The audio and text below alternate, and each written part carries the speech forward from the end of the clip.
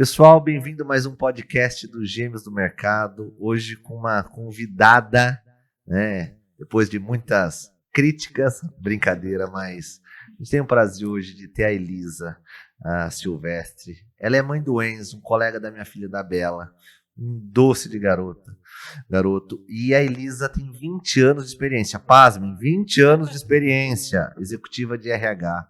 Hoje ela é empresária, mentora de executivos, coach de alta performance sobre mudanças de carreira.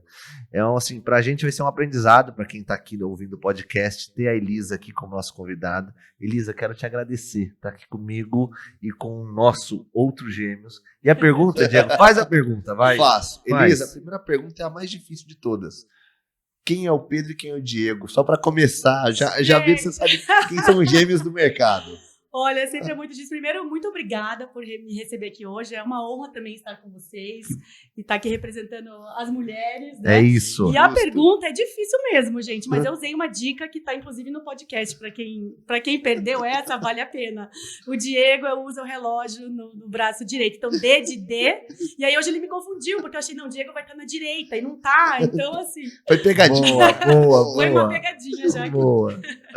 Bom, vou começar a perguntar um pouquinho quem é Elisa? Você puder falar pra gente um pouquinho onde você nasceu, sua formação, onde trabalhou e o mais legal, deixou de ser executiva para ser também empreendedora, né? Nós falar de empreendedorismo, tem hoje um negócio do Velocity, então se puder falar um pouquinho para o pessoal te conhecer, depois a gente vai bater nosso papo fluindo aqui. Então tá bom. Bom, eu sou uma curitibana, apesar de não parecer curitibana, né?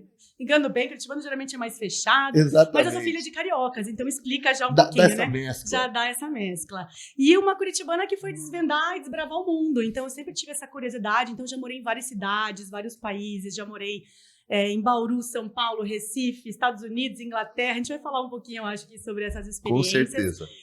Sou formada em administração de empresas, então sempre tive aí paixão por negócios. Então foi isso que acabou me levando para administração. E falar de carreira é uma coisa assim, bem interessante, porque eu dediquei 22 anos da minha vida, apesar de não parecer, então tá funcionando o Botox.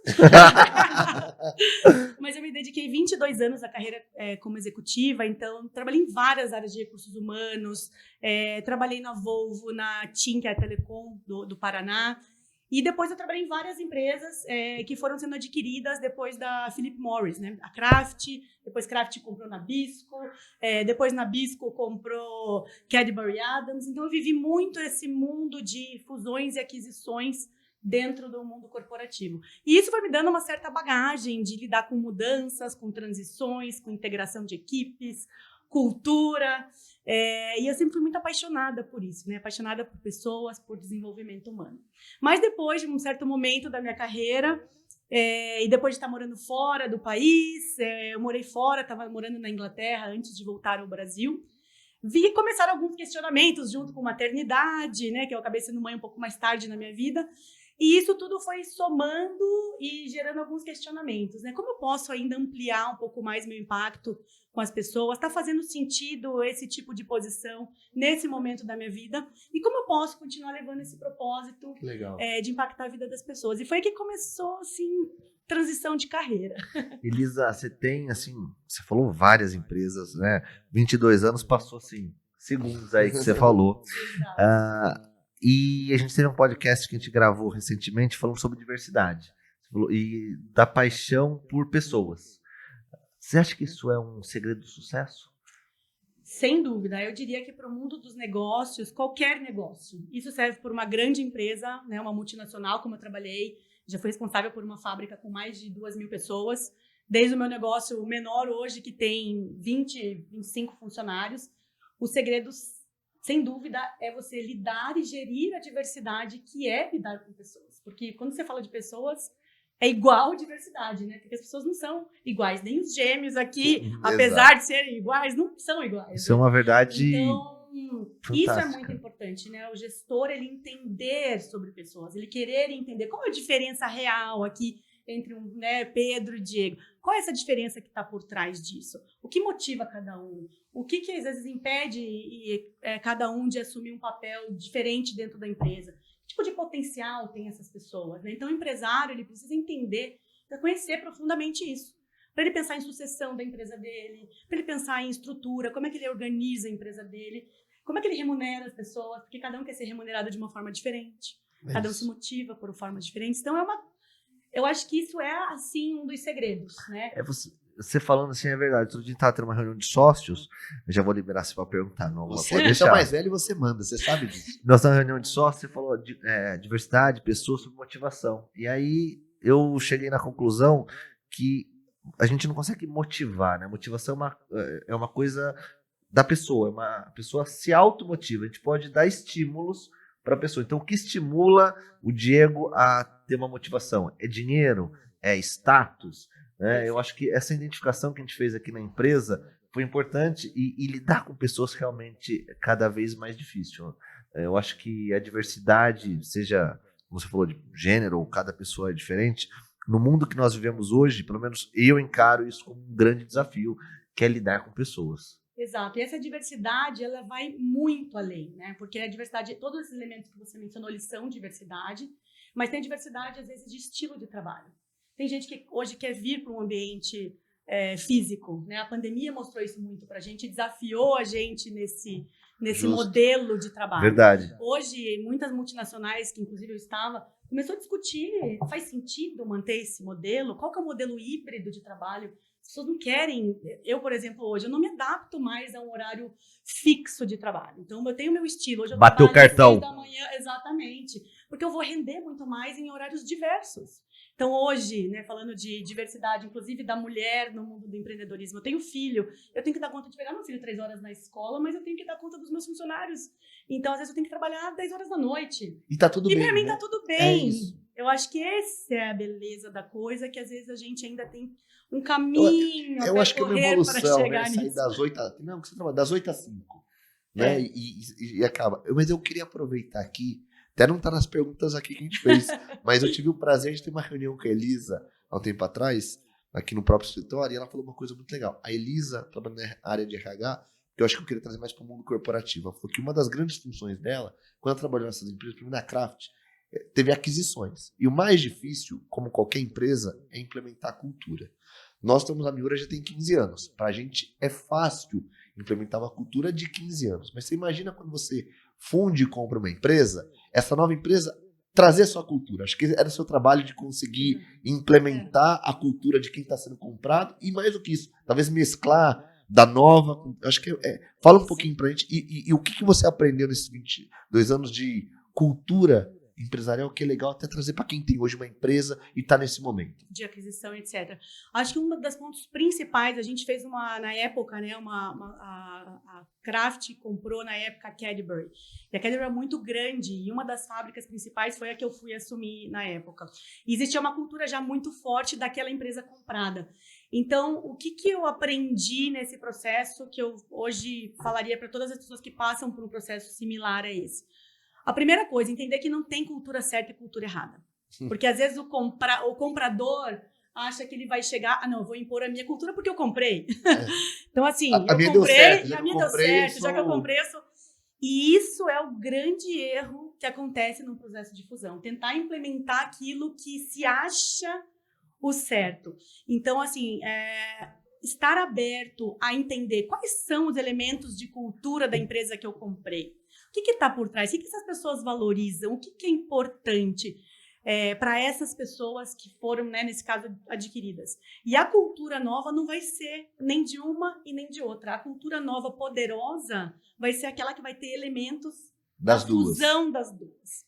Então, estar aberto a fazer esse processo, você falou muito, né, Pedro, assim, sobre conhecer as pessoas. Então, se você não está disposto a conhecer verdadeiramente, porque isso exige tempo, exige disponibilidade, entrevistas, conversas, cafés, reuniões. É um processo para isso acontecer. E você entender esses elementos de remuneração, de valorização, é fundamental para que essa fusão realmente aconteça e o melhor dos dois lados é o que vai ser a melhor cultura nesse caso.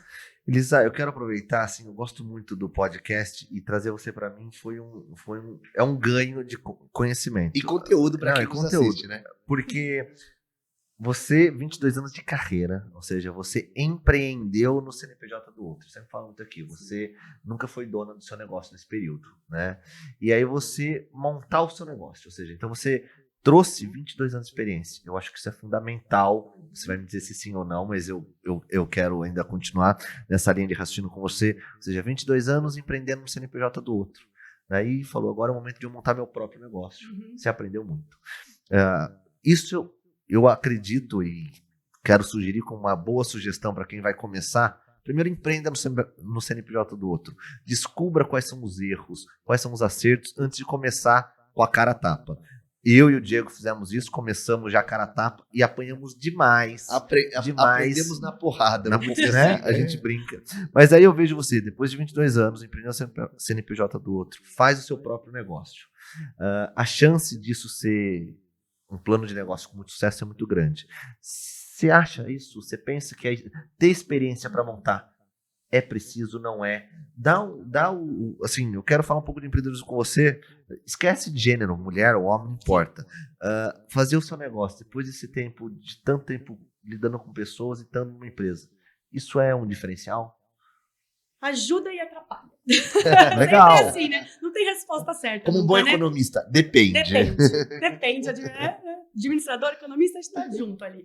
Depende, porque ajuda e atrapalha. Eu acho que ajuda do ponto de vista de conhecimento de mercado, né? Eu que trabalhei mesmo sendo RH, eu trabalhei com muitas áreas dentro da organização. Sim. Marketing, finanças, vendas. Então, você consegue trazer isso de uma visão integral de um negócio. Se você pode ter essa experiência, sem dúvida ela é válida. E aí você traz um pouco disso, mas você tem que desconstruir muitas coisas ao ir para o empreendedorismo. Primeiro, porque você não tem aquela estrutura gigantesca atrás de você. Foi meu primeiro aprendizado, porque você fica ali, eu, empreendedor, no começo, é você por você mesmo. Então, assim, ajuda da família, sem dúvida, né? Para chegar aqui tem um apoio familiar, mas no começo não tem, porque as pessoas olham para você e membros da minha família, vocês sabem, eu amo vocês. Você é louca de montar um negócio. Você é louca. Você vai sair, vai largar o salarião. Olha as frases que eu escutei, né? Vai largar uma carreira de 22 anos bem-sucedida. Tá louca. É impressionante, uma jornada como vai diretora pegar, de RH. todo o seu patrimônio para colocar num negócio. Então, assim, você ouve inúmeras frases negativas que te dão muito medo de você ir para empreendedorismo. E ainda vou acrescentar, para um negócio que não é da sua área, né? E para um negócio que não é uma consultoria de RH. Não é uma consultoria de RH, apesar que hoje eu tenho minha consultoria de RH também. Mas no caso não era isso, no caso não era o principal, onde estava aportando o maior capital, o recurso.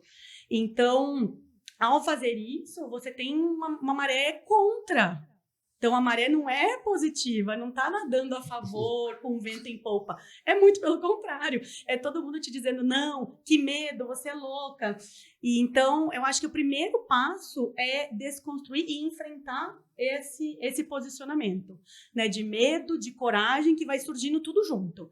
E aí você fala, não, por que eu escolhi fazer isso? Por que eu estou tomando essa decisão? Então, voltar para isso, se reconectar pelo motivo pelo qual você escolheu fazer essa mudança ou transição de carreira e ir adiante mesmo com esses empecilhos. Porque vai estar perto de você, né? São pessoas muito maravilhosas, né, queridas da sua família fazendo isso. E aí, conforme você vai dando os passos, eles vão falando, poxa, acho que pode ser que você não é tão louca assim, né?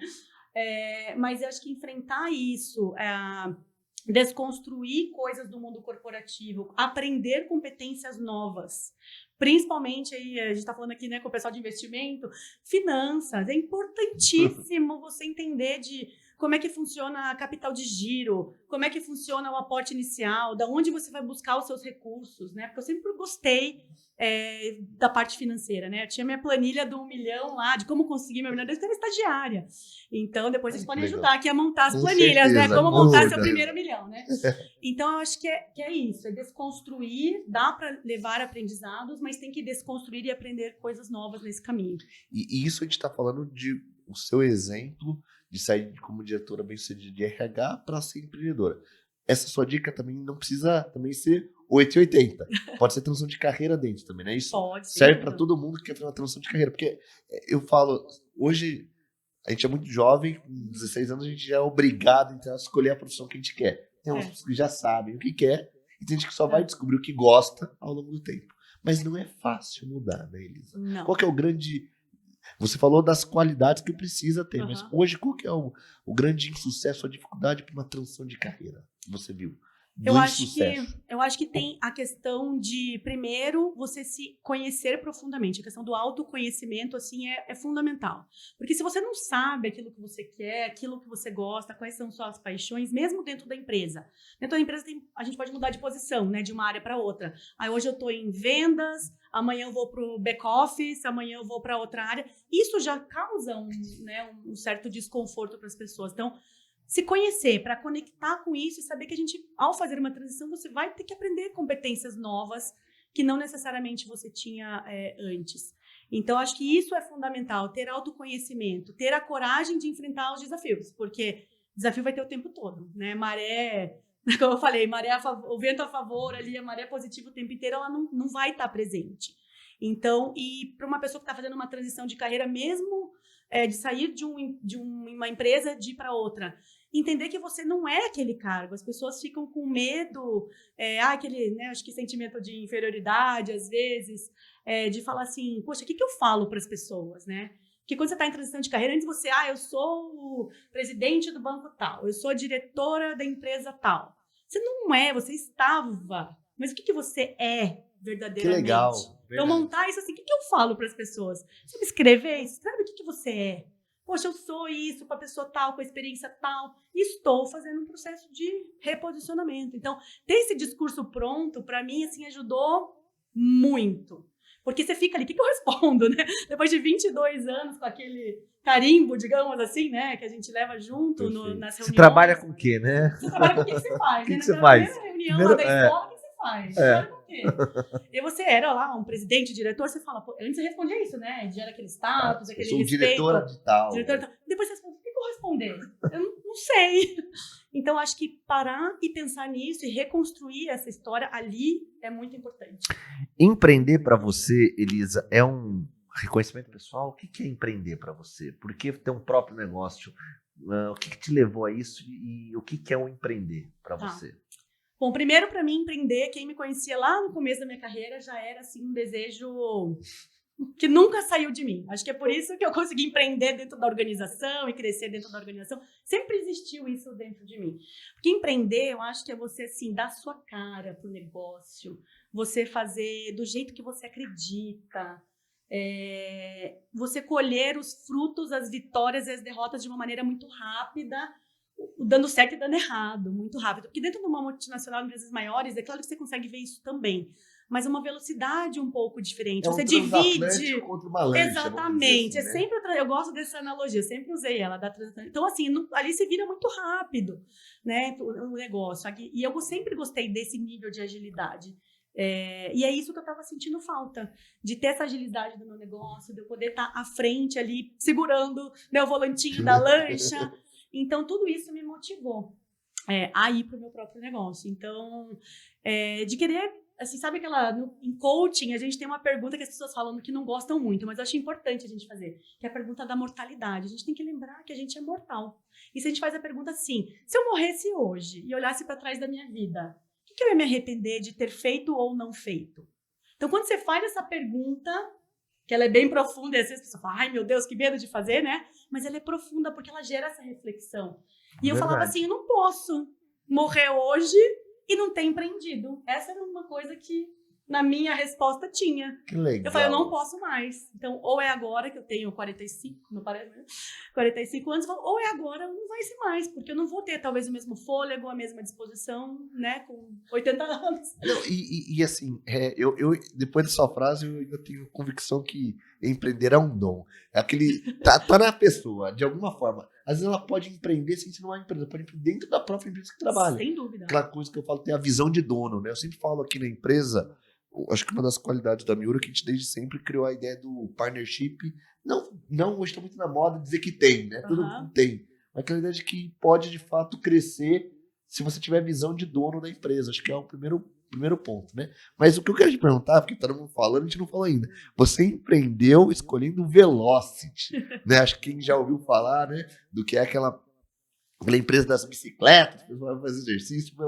Por que Velocity? O que te fez escolher? É financeiro? É paixão pelo ciclismo ou pela atividade física? Conta um pouquinho, porque diretora de RH para dona da academia, de academia, né? Assim, uma coisa bem diferente, né? né? Para entender um pouquinho. Então, eu acho que para mim foi esse processo de autoconhecimento, que é onde tem que unir as duas coisas, eu diria, para você ter uma boa decisão naquilo que você vai empreender. Porque na minha história empreendedora do que eu ia abrir, na minha cabeça eu já tinha aberto várias coisas. Restaurante, empresa de beleza, já tinha passado várias possibilidades. Eu só queria empreender. Só queria empreender. Mas na hora que eu falei, agora eu vou, o que foram os dois fatores? De um lado, sim, você tem que ter um mínimo de... não precisa ser uma paixão enorme, no meu caso era. Eu tinha, assim, a paixão pelo esporte, eu reconectei com coisas lá do passado, que eu falava, nossa, eu devia ter feito educação física, mas fui para administração. Olha. Então, eu reconectei, sim, com coisas importantes do passado. A questão de bem-estar, o mercado em crescimento. Então, conectar com aquilo que você gosta é importante, porque você vai passar parte inteira do seu dia pensando e vivendo aquele negócio. Se eu fosse empreender com algo que eu não gostasse, rapidamente você perde a paixão pelo teu próprio negócio. Isso é muito importante que não aconteça. Então, minimamente, você tem que ter uma relação com aquilo que você está abrindo. Senão, não vai, eu não acredito que vai dar certo. Eu vou abrir lá, por exemplo, no meu caso, poderia ter aberto um McDonald's, no ponto que eu escolhi, acho que financeiramente talvez tivesse dado até mais retorno, mas não é o que eu gostaria. Não era a minha paixão, não era aquilo que eu ia me conectar verdadeiramente. E aí, quando você faz essa análise, depois você vira para o financeiro, e aí, obviamente, vai falar, bom, qual que é o tamanho do investimento, vai fazer análise financeira, vai entender o retorno, entender realmente se aquela tua paixão e vontade não se materializa no retorno financeiro. Perfeito. Nossa, isso, eu acho muito que importante. Isso é fundamental, fazer um business plan, né, que o pessoal fala, sem antes dúvida. de começar, né? Eu acho que um dos segredos, né, de um sucesso de qualquer negócio é fazer essa conta antes, né? Exato. Claro que eu tenho paixão, é isso, mas isso para de pé? Exato, porque às vezes a sua paixão vai ser um hobby, não vai virar, não vai conseguir se materializar num negócio, porque não vai ser rentável, então ela vai ficar ali no grupinho do hobby. Agora, se a sua paixão você consegue conectar com um business plan poderoso, que vai ter um resultado financeiro, que você vai conseguir fazer um investimento, que você vai conseguir ter o fôlego ali para sustentar os primeiros meses do seu negócio, um fluxo de caixa, e conseguir ter tudo isso, aí eu acredito nesse poder. E foi aí que, para mim, Velocity começou a fazer sentido, porque juntei as duas coisas. E eu falei, caramba, é isso. Legal, muito E bacana. uma coisa, irmão, que a gente não falou muito aqui em nenhum dos podcasts, foi sobre o modelo de franquia. Você escolheu empreender primeiro no modelo de franquia. Por que, Elisa? Escolheu o modelo de franquia para começar? Porque você podia ter bolado o seu próprio negócio. Exatamente. E você estudou e escolheu franquia. Que às vezes eu sempre dou a dica também, para quem pergunta, nunca no podcast, porque isso é importante falar aqui. Mas quando me pergunta, Diego, quero empreender, o que você indica? Eu sempre indico buscar aquele que está começando, a franquia, porque já tem todo um pré-projeto, já tem um negócio mais desenhado para o empreendedor. Me conta se foi por isso que você escolheu ou porque é um modelo de franquia. Eu sempre tive muito claro, assim, para mim, em alguns momentos, quando faria sentido para mim uma franquia. E a resposta sempre foi a seguinte: o modelo de franquia, eu vou escolher se, neste meu segmento, a marca faz sentido e ela tem um poder de marca relevante, porque comprar a bicicleta e colocar ali, montar uma sala, não é, né? Você vai na internet, o que precisa e compra. As academias têm, né? Spinning da vida, você faz. E o nosso a gente até nem fala isso, né? Porque é bike indoor, então é outro. Então a primeira coisa é outro conceito. Então, assim, você tem uma marca forte, reconhecida naquele seu segmento. Pode ser que muitas pessoas aqui nem conheçam, nem tenham ouvido falar ainda sobre Velocity. Mas vamos falar daqui.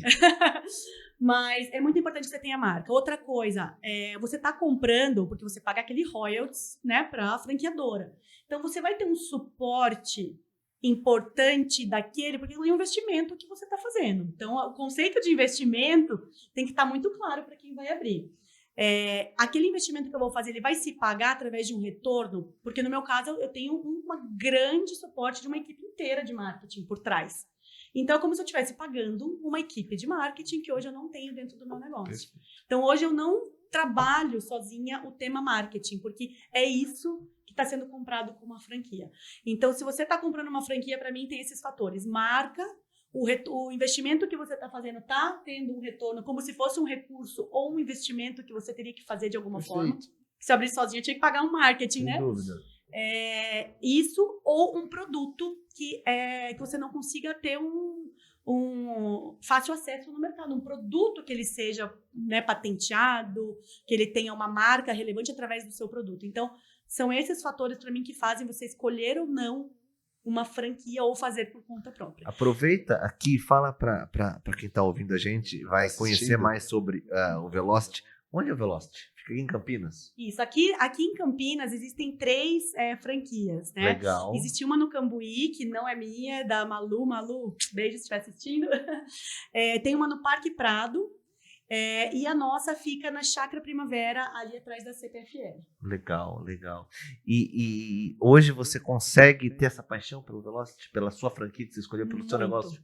Muito. Olhando a sua decisão, você acha que foi uma decisão correta? Totalmente. Por quê? Primeiro, eu não me sinto que eu estou trabalhando toda vez que eu estou trabalhando.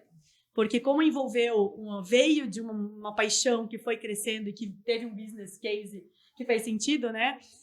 Eu sinto que eu estou sempre me divertindo no meu trabalho. É claro que tem os momentos de dificuldade, os momentos né, de entender a parte de finanças, contabilidade, problemas com pessoas, que a gente sempre tem em todos os negócios, mas eu sinto isso que vale a pena todo o esforço. E aquelas várias horas trabalhadas, elas não estão, elas estão assim sendo preenchidas de outra forma, sabe, para o bem-estar Diego, meu. vamos lá no Velocity, vamos ver. Eu tô precisando. Você tem que fazer uma aula lá nós também. Nós vamos fazer. Já Mas fica é porque ela tá trabalhando, não tá pedalando, mas eu pedalar o dia inteiro, brincadeira.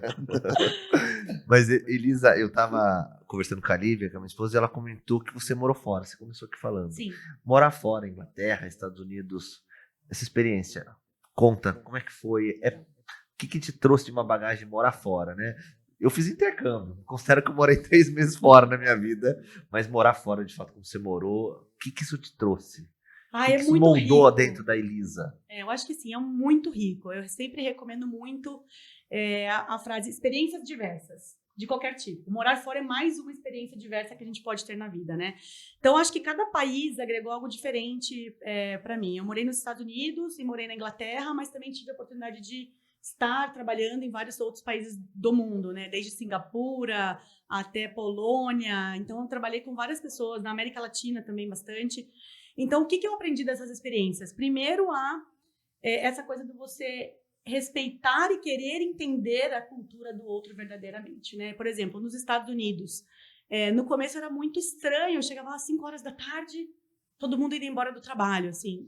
Eu falava, nossa, mas, né? Tá desmotivado? Tá desmotivado, mas tem um monte de coisa para fazer, mas, assim, a importância do equilíbrio entre vida pessoal e trabalho. Então, o americano, ele valoriza isso, ele preza isso, apesar de todo, né? Apesar não, mesmo tendo todos aqueles resultados maravilhosos que os Estados Unidos têm com as empresas, né? Muitas multinacionais estão lá, americanas, como matriz, têm resultados extraordinários, e tem as pessoas que prezam por isso, mas elas trabalham extremamente focadas. Então, ela chega, ela está focada, ela tem muito claro aquela meta que ela precisa entregar do dia. Então, isso é muito claro para o americano, ele chega muito focado. Então, vamos tomar um cafezinho, ficar conversando, aquela coisa que acontece aqui bastante. Assim, eu não via. Então, era mais os brasileiros, a gente estava lá, vamos tomar um café. Mas é só estilos diferentes. De novo, eu não estou aqui falando que tem certo ou errado. Perfeito. Cada um tem uma forma e que o que eu aprendi, que eu posso ser mais focada, que eu posso ter uma meta e eu posso querer colocar isso na minha rotina diária para que eu saia às 5 horas da tarde. E eu ainda posso tomar o café. Então, eu aprendi que dá para você misturar as coisas, né? Já quando eu morei na Inglaterra, para mim, uma das coisas mais importantes de negócios que eu aprendi com eles é a questão de planejamento. Então, na Inglaterra, todas as reuniões, elas são muito planejadas. Então, os projetos, a execução dos projetos, a gente não sai assim, vamos fazer, vamos lá, vamos fazendo. Aquela paixão, aquela coisa que a gente tem aqui, vamos lá, a gente vai descobrindo, fazendo. O que eu acho que é um fator bem legal do brasileiro. A gente tem isso como um diferencial. Mas a gente pode agregar, por exemplo, um planejamento do inglês, de fazer um cronograma. Vamos pensar nos riscos, vamos mapear. quais são os riscos desse negócio, como a gente coloca num cronograma, a gente consegue executar, a gente tem Pro recurso, não brasileiro, tem. tô perdendo tempo. Então, assim, pensando nisso, tô né? perdendo tempo, vamos lá. Então, isso, assim, foi muito Que legal. diferente também, ver isso. E uma questão, assim, de negócio muito focada no meio ambiente, já pensando outros fatores, mesmo no governo. A gente tem que pagar lá, por exemplo, os carros que emitem mais poluentes, tem que pagar mais imposto, porque emite mais poluente. Então, você pensa até o carro que você vai comprar. Eu não vou pegar esse carro que ele sei lá, eu não entendo muito de motor de carro, hein, gente? Sei lá, V6 porque vai poluir o ambiente, logo eu vou pagar mais imposto. Então, assim, faz sentido ter tudo isso? Então, lá existe já isso desde das taxas do governo, né? Interessante. Então, existe essa preocupação diferente em todos os negócios. Eu vou lançar um produto, uma embalagem. Como essa embalagem é sustentável, não é? Então, é um outro nível de discussão nesses aspectos. Elisa, eu gosto muito desse nosso papo, né? Mulher, RH, empreendedora, diretora. E um tema que a gente nunca falou aqui, tá muito em moda. Hoje é moda, mas você que é RH, né? Baita experiência burnout. As pessoas estarem esgotadas do trabalho. Esse tema a gente nunca abordou aqui. Eu queria que você falasse dele e discorresse, porque, imagina, é um tema muito hoje, né? Tá em moda, a gente brinca, né? Como foi o bullying, há muito tempo não existia a palavra bullying, hoje existe bullying, o burnout. Queria que você contasse, falasse um pouco, né, Di? Mais um pouquinho mais. Claro que você não é médico, mas a sua visão, o que faz a pessoa chegar nesse estado e, melhor do que isso, como evitar um burnout. Exato. Então, como você bem colocou, eu não vou falar de uma visão nem psicológica, nem médica. Né? Então, até seria legal a gente convidar alguém dessa área que possa vir e falar de uma maneira bem específica nessa parte mais clínica. Porque existe uma parte clínica de pessoas que têm condições, né, predisposições para isso, de uma coisa mais física. Então, eu não vou falar sobre isso, tá? Pra gente deixar para um outro podcast, fica a dica. Eu vou falar de uma pessoa que passou por um processo muito próximo de chegar nesse nível, tá? Que foi quando eu, inclusive, tomei uma das decisões da transição de carreira, eu estava muito próxima disso. Então, o que foi para mim? Agora eu vou falar da minha perspectiva. Para mim, o burnout no mundo corporativo é onde a gente começa a não perceber aonde estão os nossos limites. Onde a gente vai fazendo, sabe aquela coisa? Vamos ficando, vamos fazendo. A gente dá conta síndrome do herói. Então, assim, eu sou herói, eu posso, eu sou dono dessa empresa, vamos, eu não tenho limite, eu sou imortal quase, né? Eu falei da mortalidade antes. Sou imortal e a gente vai. Então, isso é um super risco, ao meu ver, não ficar atento a esses sinais. Que o corpo já vai dando, a esposa pode estar dando, o marido, os filhos, aqueles sinais que estão ali que a gente não percebe. É uma reclamação de uma ausência em casa, na família, é uma aceleração do coração que você não está percebendo e vai deixando isso. Então, para mim, e o que aconteceu comigo tem mais a ver com isso. Então, o burnout, eu acho que ele começa essa falta de limites, da gente pode tudo, vai fazer tudo. Elisa, para um leigo, o burnout lhe dá sinais, então? Sem dúvida. Começa a ter alguns desses sintomas que você disse. Sem dúvida. No meu caso, eu estava numa reunião, eu falava, não aguento mais ficar nessa reunião. Tipo, eu não consigo mais fazer isso, não consigo mais discutir esse projeto, não consigo mais estar nessa situação. Então, a gente ficar em situações onde a gente talvez nem combine mais. Sabe, a gente fica forçando a barra. Acho que o burnout, assim, uma boa dica para o pessoal tá sentindo que tá forçando a barra, sabe, tá fazendo aquela coisa ali, isso daí já é um sinal, assim, vai se conhecer. Vai fazer um processo de autoconhecimento, vai fazer uma terapia. Super indico isso, porque é muito importante essas coisas. Para entender e fazer essa distinção. E não deixar a coisa ir crescendo. Porque o deixar crescendo sem limites, aí o negócio explode. Mas eu fico imaginando, assim, num cargo como o seu, né? Eu brinco, né? Quem hoje trabalha, empreende, você tem conta para pagar. Filho em escola, filho de saúde, enfim. Conta para pagar é importante. Né? E a gente tá ali, você tá num trabalho, você tá já estafada, você tá cansada, mas você tem aquela questão do financeiro. Sim. Eu acho que também tem que ser não sei se uma sugestão sua é a pessoa ir buscando, então, uma transição de carreira ou se preparar para isso, né? Porque você não pode simplesmente falar, esgotei, peço demissão. Porque aí você tá jogando. Aí eu acho que assim, todo mundo perde nessa situação, porque aí é o limite do burnout. Então, quando a pessoa não começa a não dar atenção para esses sintomas. Exato. E eu acho que o principal, assim, conversar sobre isso. Eu acho que também muito que eu vejo no mundo corporativo, a gente não pode falar sobre isso. A gente não pode. Não posso falar que hoje eu não tô bem. É, um tabu. Sim, não posso falar porque tem que ser o herói. Tem que estar bem o tempo inteiro, eu sou o herói, tem que estar bem o tempo inteiro, todo mundo, todo momento. Isso é o pior erro de todo mundo. Eu quase perdi uma funcionária, uma vez eu nunca esqueço, eu recuperei ela, digamos assim, de pedir demissão, porque ela estava chegando nesse ponto, e tudo que ela queria era sair do trabalho e pegar a filha na escola 1h e voltar pro trabalho, sei lá, 1h40, no caso. Era um negócio assim tão... E pra ela era tão importante, eu tinha medo de falar daquilo. E aí ela pediu demissão. Ela pediu, veio conversar comigo, jogou a toalha, igual você falou, né? Jogou a toalha, larguei tudo. E eu fui entender. Vamos entender o que tá acontecendo. Por quê? Você não tá gostando do trabalho? Você não tá feliz? A pessoa amava o que fazia.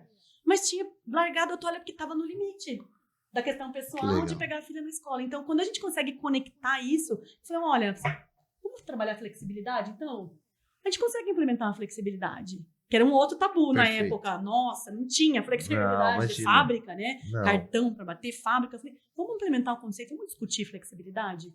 E ter coragem de fazer essas conversas, de mudar processos dentro da sua empresa para que isso surja, né? E com a flexibilidade, pegou a filha na escola, tudo certo, deu certo, continuou trabalhando feliz.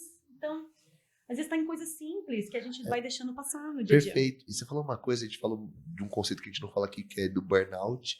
E também muito eu vejo amigos meus falando, não, agora eu vou tirar um ano sabático.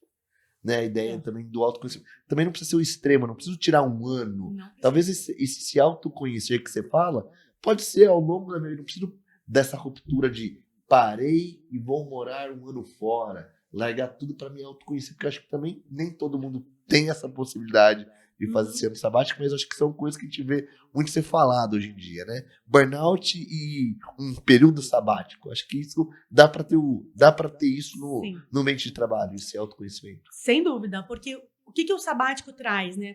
Para quem tem a possibilidade de fazer, sensacional também, dica bacana, mas para quem não consegue fazer o sabático, o que ele mais é? Nada mais é. É um momento onde você vai viver experiências diversas. Algo que eu falei aqui antes, né? Viver experiência diversa. Porque experiência diversa vai te dar novas competências. Então, esses executivos, muito legal, o que eles estão buscando? Novas competências, novas habilidades. Então, como eu posso fazer isso no meu dia a dia? Eu posso fazer algo hoje à noite que vai me dar um pequeno pedaço de um sabático? Vou fazer um curso, por exemplo, de uma área que não tem nada a ver comigo, que nem eu fui fazer. Marketing digital, um exemplo. Não entendi nada de marketing digital, Instagram, que hoje está aí, né? Falei, cara, vou fazer Estamos aqui, ó. Falei, cara, vou fazer um curso de marketing digital. Então, você está agregando uma experiência. Poxa, vou fazer uma viagem com a minha família. Como que eu proporciono uma experiência diferente que a minha família pode ter, fora, né, do normal, para que a gente tenha uma experiência diferente e isso agregue uma competência? Então, a gente ter o olhar de como eu agrego competências, porque o sabático é uma imersão de competências, né? O cara vai fazer isso, vai fazer aquilo, vai para a Índia, vai fazer o curso de vinho que nunca fez, vai fazer outro negócio. Então, é isso. Então, posso agregar pequenas experiências. Que legal. E não deixar o dia a dia consumir a gente. Adorei. Elisa, é uma pena, né? Chegando quase ao fim do podcast, eu quero fazer uma pergunta. Faz a pergunta final, Pedro. Se é o mais velho, você pode. Para mim, a Lívia, a minha esposa, né? Tinha muito amizade com você, ela falando de você, contando um dia entrando em casa. E para mim você é um exemplo, né? Como lidar com ser mãe, empreendedora, família, filhos e negócios. Como que se lida com isso? E aconselha quem está vendo a gente, né? Mães, né? Mulheres, ter seu negócio ser mulher, lidar com filho. Como que é isso para você? Então vamos lá. Essa é a pergunta do milhão mesmo, para finalizar. Primeiro é a gente entender que ao olhar dos outros parece que está tudo equilibrado. A palavra equilíbrio, ela não existe da forma como todo mundo pensa. Que não vai estar equilibrado. Eu acho que é desmistificar isso. Não vai estar equilibrado todo o tempo. Não vai estar. Eu acho que o segredo de tudo isso é manter os pratinhos girando. Então, assim, desequilibrar em alguns momentos para buscar o equilíbrio de outra forma. Tem hora que eu vou estar com mais foco na família, ótimo, mas daí minha vida profissional desequilibrou. Então eu volto, aí eu coloco mais um pouquinho de coisa aqui, gira aquele pratinho ali. Aí, opa, começa a girar muito. Hoje, para eu estar aqui, meu marido tá obrigado, tô fazendo um super esforço lá para estar com o Enzo, minha sogra, minha mãe, todo mundo já fez esforços para a gente conseguir uma rede de apoio. Para fazer uma rede de apoio. Então, a rede de apoio é fundamental. E entender que a palavra equilíbrio ela não vai estar a todo tempo. É a busca pelo equilíbrio. E a consciência da onde está desequilibrado que vai ajudar a encontrar essa resposta. Que ela não existe única. Sensacional, sensacional. Bom, eu queria agradecer. Elisa, muito obrigado. Para quem nos assiste aqui, nosso podcast, não deixa de seguir a Elisa e visitar o Velocity, o negócio dela, porque é muito legal. Acho que saúde é tudo e ter um negócio voltado para a saúde, parabéns. Hoje, esses 40 minutos aqui foi um aprendizado. Queria agradecer muito. Obrigada a E você. peço, para quem não segue ainda os Gêmeos do Mercado, sigam a gente nas redes sociais para poder consumir mais conteúdos desse de qualidade. Agradeço vocês e até a próxima. Pessoal, obrigado, Elisa. Obrigada a você. Manda um beijo para quem está assistindo. Prazer. Manda um beijo pro Enzo, Obrigada tá a vendo todo a mundo. gente. Prazer. Tchau,